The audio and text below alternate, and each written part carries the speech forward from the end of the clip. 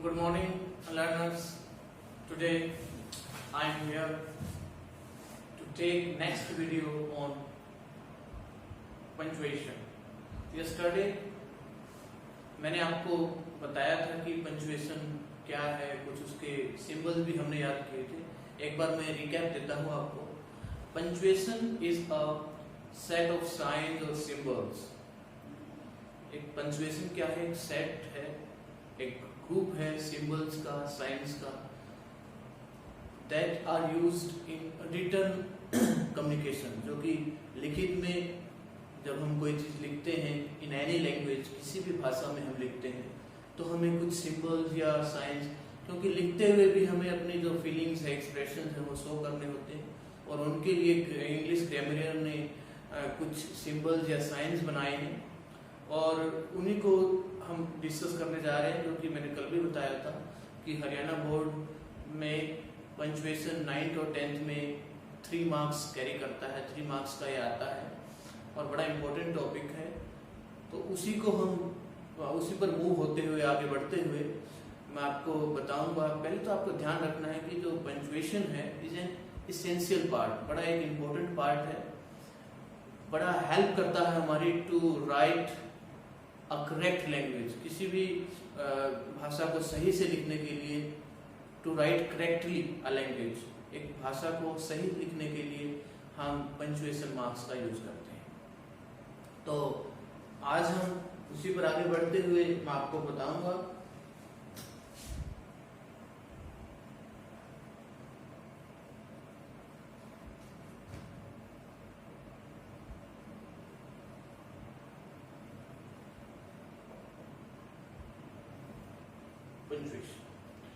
Yesterday मैंने आपको कुछ सिंबल्स करवाए थे, 5 सिंबल। आज हम फर्स्ट मैंने आपको डिस्कस करवाया था capital letters, second full stop,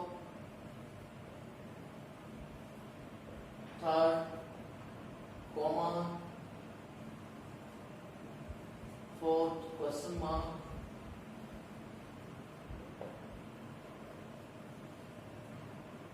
next exclamation mark,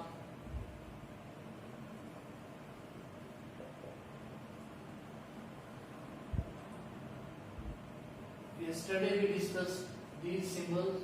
कल हमने इन सिंबल्स को डिस्कस किया था। एक बार थोड़ा सा मैं इनका भी रिकैप देता हूँ।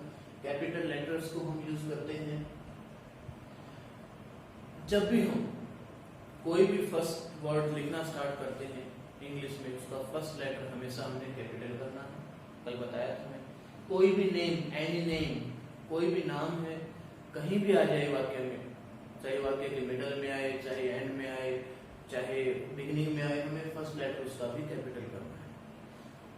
मैंने बताया था जो भी एब्रीविएशन है, शॉर्ट फॉर्म है, उनमें भी हम क्या है, फर्स्ट लेटर उनके हर एक प्रकार के, मतलब हर लेटर उनका हमें क्या करना है, कैपिटल करना है। नेक्स्ट कुछ जैसे कि मंथ्स है, इवेंट्स हैं, डेज हैं, और कोई भी पर्टिकुलर थिंग, रोड है, प्लेस है, उनके भी हमने नाम क्या करने होते हैं, कैपिटल करने होते हैं। कल हमने डिस्कस किया था।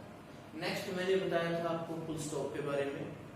फुल स्टॉप के तो एक इंपॉर्टेंट होता है, सबसे इंपॉर्टेंट क्या है, at the end of sentence. एक सेंटेंस के एंड में हम हमेशा क्या लगाते हैं, फुल स्टॉप का यूज करते हैं। इसका सिंबल ये होता है। और साथ में मैंने बताया था जितने भी एब्रीविएशन है उनमें भी हम फुल स्टॉप का यूज करते हैं। और एक और मैंने बताया था कि जितनी भी, जैसे मान लो एक्सक्लेमेटरी सेंटेंसेस है, उसमें एक बार तो सिंबल आ जाता है, जैसे कि पूरा के बाद एक्सक्लेमेशन आ गया, और जो भी सेंटेंस बचता है वो सिंपल हो जाता है, उसमें हम क्या लगाते हैं, फुल स्टॉप। इनडायरेक्ट नरेशन के बारे में बताया कि इनडायरेक्ट नरेशन में हम फुल स्टॉप लगाते हैं, क्योंकि उसमें अगर वो सेंटेंस क्वेश्चन मार्क वाला है या एक्सक्लेमेटरी सेंटेंस है, सेंटेंस किसी भी प्रकार, लेकिन जब उसको इनडायरेक्ट नरेशन में कन्वर्ट करते हैं तो हम क्या लगाते हैं, फुल स्टॉप लगाते हैं। कोमा, नेक्स्ट क्या आता है, कोमा। कोमा के बारे में बताया कि इंफॉर्मेशन को सेपरेट करने के लिए 3 और मोर वर्ड्स, क्योंकि 2 वर्ड्स के लिए तो हम कंजंक्शन ही यूज कर देते हैं एंड, लेकिन 3 और मोर वर्ड्स के लिए हम कोमा का यूज करते हैं। कोई भी जैसे उसको एक्सप्लेन कर, उसके एक्स्ट्रा इंफॉर्मेशन देने के लिए हम एडजेक्टिव में जैसे कि मान लो राम है, हु इज, मतलब कोमा का हम यूज करते हैं कुछ सेंटेंस को सेपरेट करने के लिए अलग से। कंडीशनल सेंटेंसेस में मैंने बताया, इफ वाले सेंटेंसेस में हम डिपेंडेंट क्लोज को अलग करने के लिए हम क्या यूज करते हैं, कोमा का यूज करते हैं। क्वेश्चन मार्क में कल बताया कि WH क्वेश्चन में हम क्वेश्चन मार्क का यूज करते हैं कि W से बनने वाले और H से बनने वाले। एक्सक्लेमेशन मार्क मैंने बताया कि एक्सक्लेमेटरी यानी कि जो सडन फीलिंग को एक्सप्रेस करते हैं उसको हम उसके at the end of sentence हम क्या यूज करेंगे, एक्सक्लेमेशन मार्क। इसका ये होता है क्वेश्चन मार्क का ये सिंबल होता है। और ऑब्जेक्टिव सेंटेंसेस यानी कि कामना, इच्छा वाले वाक्य, विश हम किसी को करते हैं तो उसमें भी हम कौन सा सिंबल यूज करते हैं, एक्सक्लेमेटरी से मार्क यूज करते हैं। तो कल हमने डिस्कस किया था, आज हम नेक्स्ट सिंबल लेते हैं। हमारा नेक्स्ट सिंबल जो है हमारा वो है सेमीकोलन। सेमीकोलन, सेमीकोलन का जो सिंबल होता है वो फुल स्टॉप और जैसे कोमा की शेप में होता है।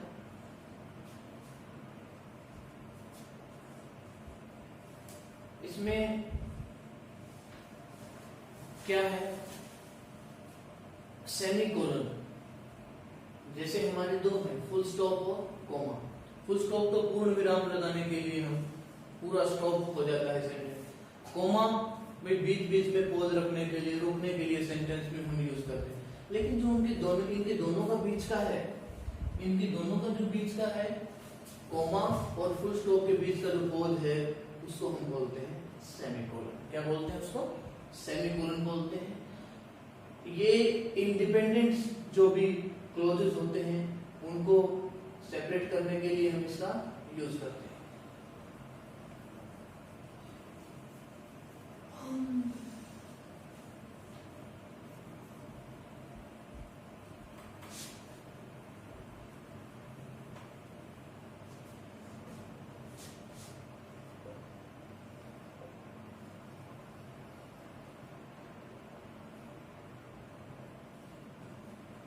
इंडिपेंडेंट क्लोज ये मैं बाद में डिस्कस करूंगा, जब हम क्लोज को डिटेल में डिस्कस करेंगे। क्लोज होता क्या है, क्लोज एक पार्ट ऑफ सेंटेंस होता है जिसमें डिपेंडेंट होता है और इंडिपेंडेंट होता है। इंडिपेंडेंट क्लोज हम उसको बोलते हैं जो अपने आप में कंप्लीट मीनिंग देता है।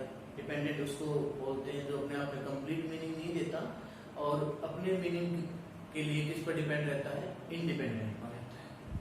तो जैसे कोई भी मैं यहाँ पर एग्जांपल देता हूँ आपको सेमीकोलन का कि कैसे हम उसको अलग रखते हैं।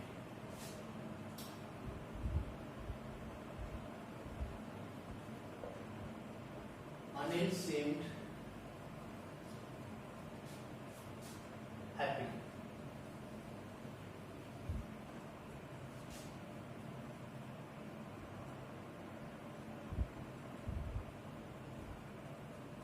He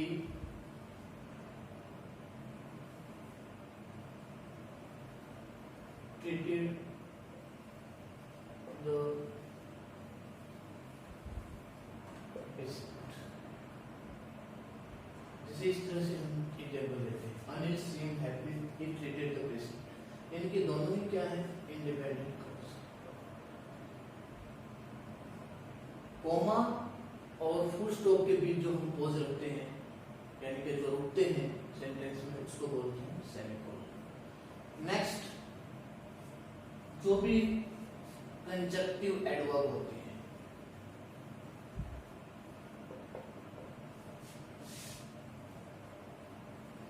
कंजक्टिव एडवर्ब जैसे कि however है, क्या है, however, तथापि जिसको बोलते हैं हिंदी में। यहाँ भी इनसे भी पहले हम किसका यूज करते हैं, सेमीकोलन का यूज करते हैं। कोई भी हम इसके लिए एग्जाम्पल ले सकते हैं, जैसे कि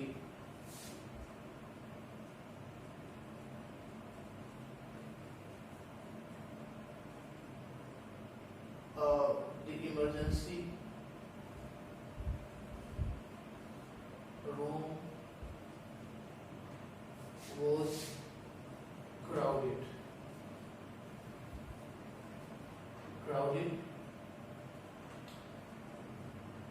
यहाँ सेमीकोलन आ गया। However,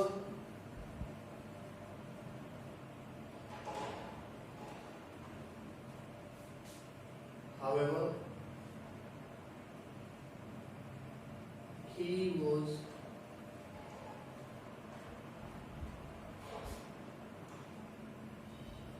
diagnosed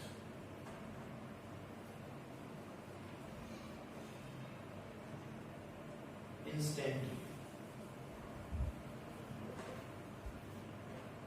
देखिए यहाँ पर इस सेंटेंस में बताया गया है कि emergency room was crowded, emergency room बहुत भीड़ भाड़ वाला था, तथापि उसको एकदम डायग्नोज करने के लिए तैयार किया गया, एकदम फिर भी उसको सीरियसली लिया गया। तो सेमीकोलन का हम यहाँ यूज करते हैं। नेक्स्ट हमारा जो सिंबल है वो आता है कोलन।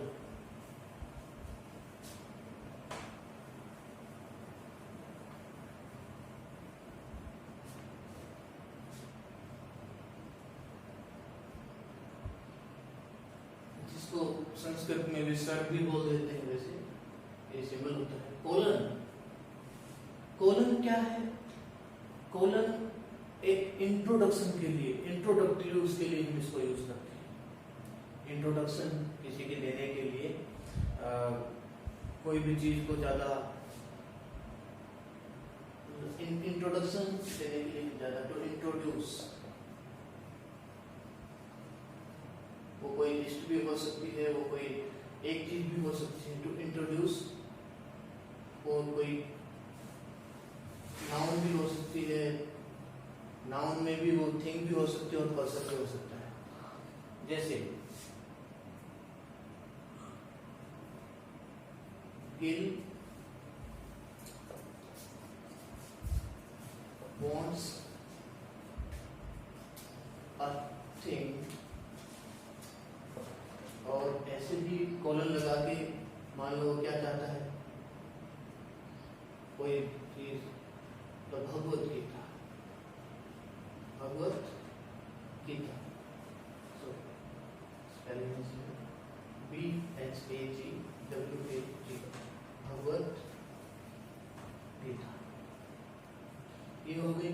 दूसरा आपने देखा होगा क्रिकेट कमेंट्रीज में या न्यूज़पेपर हेडलाइंस में भी हम कई बार कहते हैं, जैसे कल का एग्जांपल देता हूँ आपको, रिसेंट एग्जांपल, कि कल लॉकडाउन को एक्सटेंड किया गया है।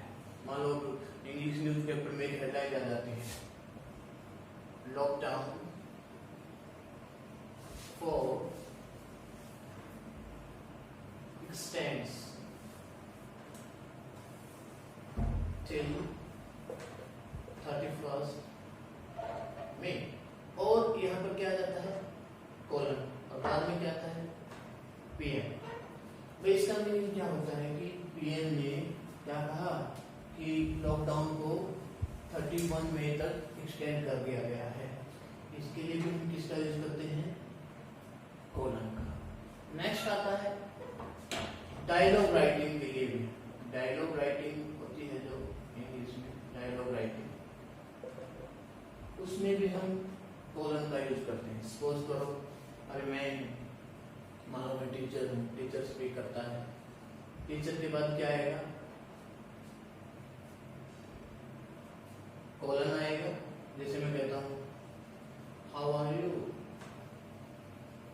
और मान लो स्टूडेंट, जो स्टूडेंट्स कहते हैं we are fine sir, we are fine, we are fine कहते हैं। तो क्या है, एक डायलॉग राइटिंग में भी हम कोलन का यूज करते हैं। वैसे इसका मीनिंग होता है सैड, कहना,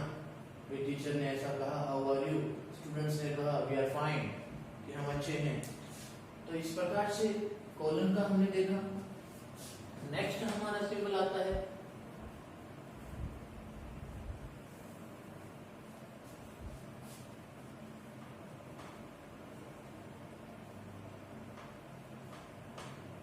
डैश का।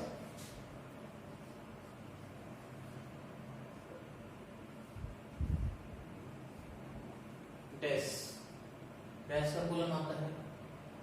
कोई भी आपने देखा होगा डैश तो हम यूज करते हैं कि जो भी चीजें मान लो following are the list,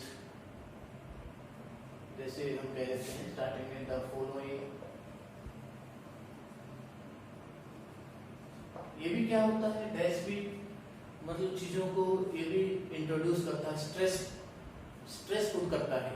dash जो है चीजों पर जो चीजों को स्ट्रेस पुट करता है कि हाँ आइडिया पर स्ट्रेस ज्यादा यूज होता है। फॉलोइंग आर द सिंबल्स, अगर हम ऐसे ही कहें सिंबल्स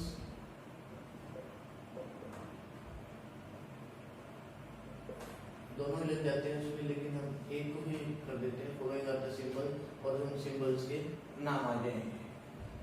उसके बाद डैश को हम कोलन की जगह भी यूज कर लेते हैं in place of colon. Colon में भी क्या होता है, इंट्रोड्यूस किया जाता है चीजों को। इसको भी मान लो मुझे कुछ I want some books, I want some books, मैं कहता हूँ मुझे बुक्स चाहिए और डैश डैश करके मैं लिखूं English book, science book.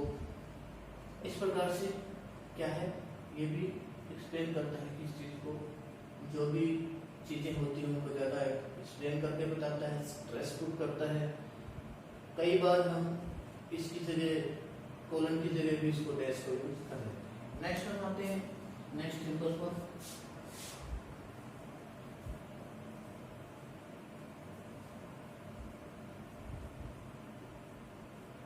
Dash के बाद आता है हाइफन। क्या आता है, हाइफन। हाइफन और डैश में बहुत फर्क है। हाइफन बिल्कुल छोटा सा होता है, स्मॉल होता है, और डैश लार्ज स्केल में होता है। हाइफन का जो मीनिंग है वो बहुत सारे हमें टीचर्स बताते थे पहले, टीचर कि भाई अगर मान लो कोई लाइन कंप्लीट हो जाए, जैसे अभी होता है एक पेज पर मान लो मैं लिख रहा हूँ कुछ भी लिख रहा हूँ, मान लो यहाँ पर वर्ड खत्म हो रहा है, मान लो वर्ड है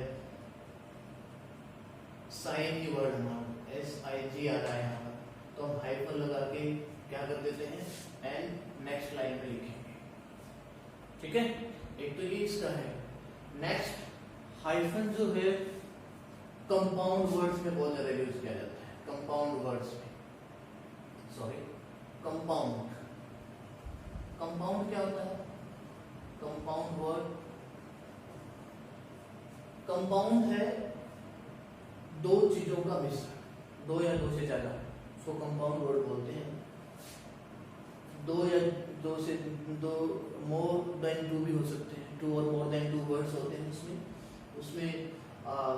जैसे कि मान लो 42 एप्लीकेंट्स, मान लो कहीं पर रिक्रूटमेंट निकली है, भर्ती निकली है और वहाँ पर कैंडिडेट्स मांगे गए हैं, तो कोई कैलकुलेट कर रहा है और मान लो 42 कैंडिडेट्स आ गया 40, तो बीच में क्या जाएगा हाइफन आ गया। एप्लीकेंट्स लिखना चाहते हैं, एप्लीकेंट्स लिख सकते हैं। उसके बाद कंपाउंड वर्ड में ये जरूरी नहीं है, मान लो कंपाउंड नाउन होती है, जैसे कि हम कहते हैं father in law, father in law, father in law में क्या आ गया हाइफन आ गया, कंपाउंड नाउन में आ गया। इसके बाद प्रीफिक्स और सफिक्स वगैरह होते हैं। प्रीफिक्स में हम ऐड करते हैं जैसे कि सेल्फ इमेज, मान लो ऐसे कहेंगे, उसमें भी हाइफन का यूज कर लेते हैं। कोई भी और भी हो सकते हैं, जैसे मान लो एडजेक्टिव में और बोलते हैं, जैसे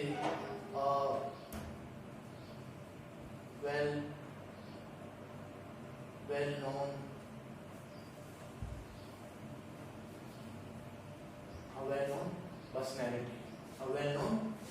पर्सनैलिटी, हम ऐसे भी कह सकते हैं। कोलन में था इतना। हम नेक्स्ट आते हैं कोलन के बाद सॉरी हाइफन के बाद, ये हाइफन में इतना हमने डिस्कस किया। उसके बाद आते हैं हम हाइफन के बाद हमारा अब हमने किया सेमीकोलन, कोलन, डैश, हाइफन, तो हम उसके बाद आते हैं स्लैश पर। इसके बाद आते हैं स्लैश एक पंक्चुएशन मार्क है, लेकिन हम इसको ओब्लिक भी बोल देते हैं, और इसका जो सिंबल होता है वो ऐसा होता है। बड़ा यूज किया जाता है जब हम फॉर्म वगैरह फिल करते हैं। आपने देखा होगा कई बार यस नो लिखा है, ठीक है ना। कई बार जो डेट ऑफ बर्थ होती है हमारे, उसमें भी हम यूज करते हैं। सपोज करो मेरा डेट ऑफ बर्थ है 5/1983, मान लो ये है कि 5 सितंबर 1983 में भी हम किसका यूज करते हैं, स्लैश का यूज करेंगे। जैसे सर कई बार लेटर वगैरह लिखते हैं तो सर मैडम में कंफ्यूजन होता है, तो हम यहाँ भी स्लैश का यूज करते हैं। कोई भी जैसे फॉर्म भरते हैं, जैसे कि मेल फीमेल में होता है, तो भी हम स्लैश का यूज करते हैं। कोई भी जैसे वर्ड मान लो हमने जैसे ये है केयर ऑफ, क्या इसका मीनिंग क्या है, केयर ऑफ। जैसे हम और भी जैसे है, मान लो वर्ड लिमिट में WL आ गया, ठीक है। और इस प्रकार से हम इसका स्लैश का यूज करते हैं। नेक्स्ट हम आते हैं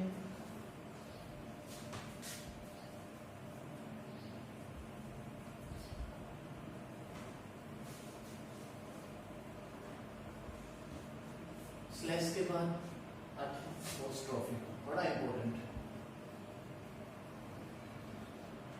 अपोस्ट्रोफी जो होता है वो हम इसको अपोजिट कह सकते हैं, बिल्कुल घुमा के। हम स्टार्टिंग से फ्रॉम चाइल्डहुड इसको यूज करते आए। जैसे पोजेशन के लिए हम सबसे पहले इसको यूज करते हैं, पोजेशन को शो करता है। जैसे जो भी सिंगुलर नाउन के साथ सिंगुलर पोजेसिव नाउन हो सकती है, जैसे कि राम, रिलेशन को शो करने के लिए राम ब्रदर एस के साथ यूज किया जाता है, राम ब्रदर। इस प्रकार राम का भाई रिलेशन को शो करता है यहाँ पर। सेकेंड हम इसको यूज करते हैं कॉन्ट्रैक्शन। कहाँ यूज करते हैं, कॉन्ट्रैक्शन फॉर्म बनाने के लिए। कॉन्ट्रैक्शन का मतलब होता है जब किसी भी लेटर को हम ओमिट कर देते हैं, हटा देते हैं, उसको बोलते हैं कॉन्ट्रैक्शन फॉर्म। जैसे कि कई बार नहीं करते, जैसे इट इज के लिए क्या बना दिया, इट्स बना दिया। क्या बना दिया, इट्स बना दिया। और आई हैव के लिए क्या बना दिया, इसमें से दो हो गए, आई हैव, ठीक है ना। इस प्रकार से कॉन्ट्रैक्शन फॉर्म में भी बनाने के लिए हम किसका यूज करते हैं, अपोस्ट्रोफी। अच्छा, प्लूरल में कई बार तो सिंगुलर के लिए बताया था मैंने पोजेशन में, प्लूरल के लिए भी हम यूज कर लेते हैं। प्लूरल के लिए जो अपोस्ट्रोफी है वो एस के बाद आएगा, ठीक है। जैसे कि बॉयज टॉयज, बच्चों के खिलौने। इस तरह से हम इसको प्लूरल, जो भी प्लूरल पोजेसिव नाउन्स हैं उनके लिए हम यूज करते हैं। अच्छा, ये जरूरी नहीं है कि सिर्फ हम इसको लिविंग के लिए ही हम यूज करें, इसको नॉन लिविंग के लिए भी यूज किया जाता है। और ये भी जरूरी नहीं है कि सिंगुलर उसमें भी हम इसको इनडेफिनेट जो क्या होते हैं प्रोनाउन होते हैं उनके साथ भी यूज करते हैं। जैसे कि एनीवन प्रॉब्लम, एनीवन्स प्रॉब्लम, किसी की भी समस्या। मान एनीवन क्या है यहाँ पर, इनडेफिनेट प्रोनाउन है, भी किसी की भी समस्या हो सकती है, एनीवन्स प्रॉब्लम। तो इसके लिए भी हम यूज करते हैं। उसके बाद कुछ ऐसे होते हैं, मान लो बिजनेस वगैरह है जैसे, और उसके लिए भी जैसे कि मान लो factories, the factories owner, the factories owner कह सकते हैं फैक्ट्री का। नॉन लिविंग के लिए भी हम इसको यूज कर सकते हैं। तो जो मैं आपको बेसिक चीजें बता रहा हूँ, ज़्यादा डिटेल में ना जाकर, कि आपको इतना तो कम से कम ध्यान रहे, जो कि exam point point of view से बड़ा इंपॉर्टेंट है। नेक्स्ट अपोस्ट्रोफी के बाद आ जाते हैं हम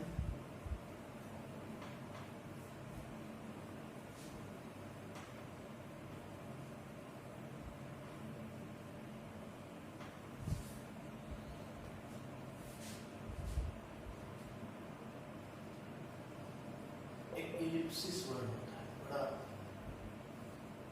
एग्जाम में भी मेरे से भी एक बार इंट्रो में पूछा था कि व्हाट इज इलिप्सिस। ये जो इलिप्सिस होता है एक पंक्चुएशन मार्क तो है ही है, इसका जो सबसे बड़ी पहचान है 3 स्पेस डॉट होता है। 3 स्पेस डॉट होते हैं, 3 स्पेस डॉट्स, 3 स्पेस डॉट्स बोलते हैं। और इनमें क्या है कि इसमें जो हिडन पार्ट को दिखाया जाता है, हिडन पार्ट को भी जो कि एक्सप्लेन नहीं की जाती चीजें। तो मान लो किसी को युद्ध चल रहा है, सपोज फाइट चल रही है, मान लो जनरल ने कह दिया द जनरल रोड, रोड होता है सॉरी